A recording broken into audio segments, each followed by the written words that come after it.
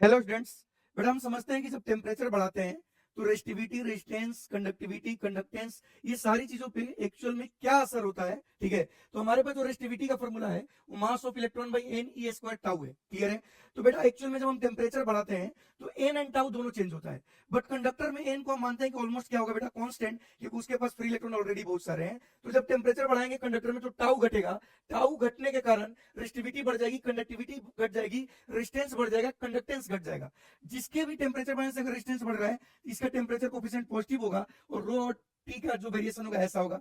But semiconductor and insulator में एक ही जैसा होता है। इसमें टेम्परेचर बढ़ाने से बेटा आपका टाउ तो घटेगा बट एन बढ़ जाएगा। ओवरऑल जो एन इंटू टाउ होगा इसकी वैल्यू बढ़ जाएगी, मतलब ये नीचे वाला पार्ट बढ़ जाएगा। तो इस केस में रेजिस्टिविटी घट जाएगी, कंडक्टेंस बढ़ जाएगा, रेजिस्टेंस घट जाएगा, कंडक्टेंस बढ़ जाएगा। और इसका जो अल्फा होगा बेटा वो निगेटिव होगा, क्योंकि टेम्परेचर बढ़ने से क्या हो रहा है, आपका रेजिस्टेंस घट रहा है। और इंसुलेटर में भी सेम चीज होगा, लेकिन इंसुलेटर का अल्फा थोड़ा स्लाइटली निगेटिव होता है। क्लियर है?